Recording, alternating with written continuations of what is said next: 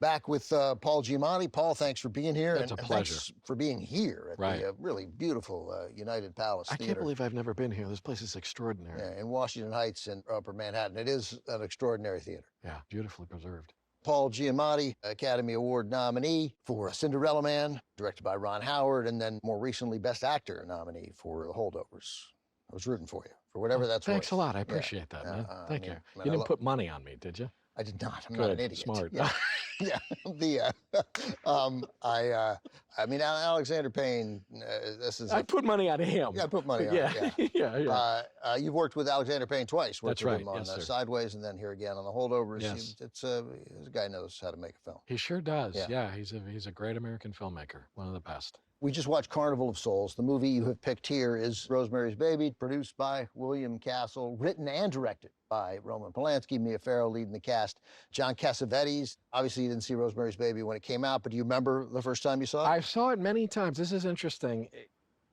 I saw it many, many, many times, but the first time I feel like I truly saw it was shortly after I'd had a child. My son had been born. He was about a month old, and he was a horrible sleeper. And he would wake up, and I would get up to put him to sleep. And one night I got up, and I was, like a zombie, and he fell asleep in my lap. And I turned the TV on, and Rosemary's Baby was on. And I felt like, man, I've never seen this movie quite like the way I'm seeing it now. Right. And I thought, yes. I mean, because it wonderfully plays with all the natural anxiety you have about having a kid anyway. Right. Let alone then it's going to be Satan's child. But all of that, it plays on that beautifully. So after we watched Carnival of Souls, we're left wondering, like, what, was the character in Carnival of Souls, the leading lady, was she dead the whole time? Mm-hmm. Clearly not, because she interacted with real people who are alive. So she was there. But she was clearly supposed to be dead. And then, and I think there's some, you may come out of Rosemary's Baby with some ambiguity. And for sure. And I just read this morning that Polanski, because he didn't believe in any of this stuff, right? He's not a religious person. He was like, I want to have an element of ambiguity, uncertainty about what's real and what's almost not. The more it goes on, the less certain you become until by the end, then it's like, well, clearly something has happened. But you're questioning it. You're going, well, she must be nuts, And so it does it very well. It plays it off really well. Because like I say, it plays with all the natural anxieties you have anyway. Yeah, I mean, Mia Farrow, who was not particularly famous, in fact, probably most famous at this point for being Frank Sinatra's wife. Yeah, I guess Peyton Place. Right, Peyton, like but he didn't want her to make this either. Right. He didn't want her to stay home and be Mrs. Frank Sinatra. Yeah. There's something about her that's so vulnerable from the get-go. You're worried about her. She looks just a little bit helpless. So and fragile. She's so fragile is a better word. Yeah. John Cassavetes, the godfather of modern American independent cinema, and a guy revered on TCM and by fans of the Criterion Channel. Yeah. Here goes nothing. Redford was the initial choice to Nicholson play this. too, maybe. And then Nicholson, a lot of people considered for it. Yeah, I think it couldn't ever be anybody but Cassavetes because he expressed the kind of desperation and creepiness you get off of him almost right away is kind of important. That desperation is that of a struggling actor in New York, right? Who's on the cusp, maybe, of making it. Would you have bought those other two guys doing that? I don't think so, quite the same way. I think great actors that they both are. Yeah.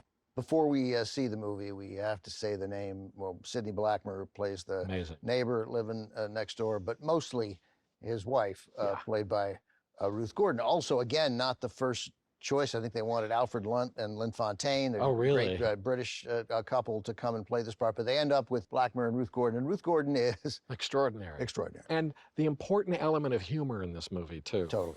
What's in it? Snips and snails and puppies' dogs' tails. That's fine, but what if we want a girl? Do you? It'd be nice if the first one were a boy. Well, there you are. The tone is set perfectly, that balance between humor and horror. I want to mention one other name in this that's actually my favorite thing. One of my favorite things about this movie, which is the first name you see on screen after the Paramount logo, is William Castle. Which I think is so great that this is a William Castle movie. A William Castle production is great. So he got the script to Ira Levin's novel in galley form. It had been snuck to him. And he secured the rights, and he wants to make it, but he's going to need a partner, because every William Castle movie pretty cheap, and this is a very he wants to make a real movie out of this. Right. Real and movie. Robert Evans at Paramount's like, I'll do it, I want to buy it, this is great. No way you're directing it. Like this can't be a William Castle movie, but you can produce it. Yep. And you're going to get money from it. Yep. And you can be in it. He's in it. Mia Farrow's making a phone call late in the movie, calling her obstetrician. Yes. And you'll see Castle waiting outside the phone booth. It's fantastic. We should also mention Tony Curtis has a cameo in the movie, and TCM fans will certainly appreciate that as well. All right, let's watch it and discuss more afterwards, because there's plenty to discuss once this movie is done. Here it is from Paramount in 1968. With a cast led by Mia Farrow, also John Cassavetes, and an Oscar-winning performance for Best Supporting Actress from Ruth Gordon. This is Rosemary's Baby.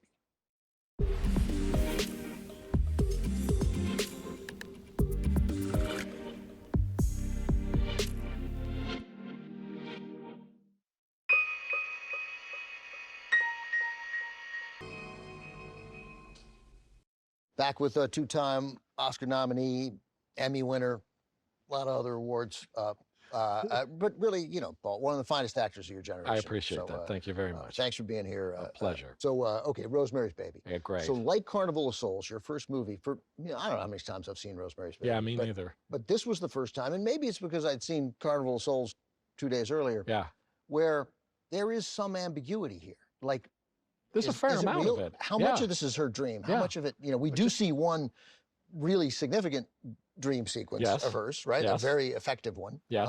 But we've seen the other strange dreams she's had, so it could sort of mitigate the fact that that's real or not. You know what I mean? She has other weird sort of moments of half-waking sort of dreams. And Roman Polanski, who directed the film, also adapted the screenplay from Ira Levin's novel. He said, "Oh, I intentionally want you to think, well, maybe not." Maybe not. She's lost her mind. Right, maybe not. Yeah, maybe this whole devil thing is not the case at all. Totally. You do feel it for sure until, you know, it becomes pretty clear at the end. Yeah, I think it's pretty clear at the end that something. I don't think she's mistaking anything by the end. Yeah. And I want to like John Cassavetes. Yes, and you feel a kind of strange pity or sympathy for him or something. Yeah, of course. I mean, he's desperate at that point. He's very desperate. He'd lost the part to this other guy. Yeah. And the other guy goes blind. And in case you couldn't see Tony Curtis. Yeah, you can hear him. This is Rosemary Woodhouse.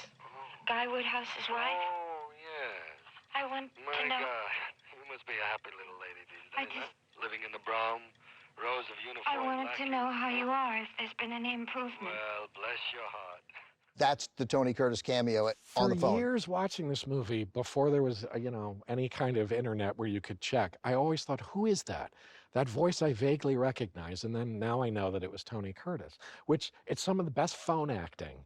It's a great phone performance. It's really good phone acting. We've been talking about Robert Redford a couple times. I think there is nobody better at phone acting. I agree. I mean, 3 Days of the Condor and in All the President's Men. That's it. Those are the two. Fantastic phone. I mean, All the President's Men is one of the great phone acting. Maybe the best phone acting director is. But he does great phone acting in 3 Days of the Condor too. Yeah. Fantastic. Yeah. You're right though. This is such a great.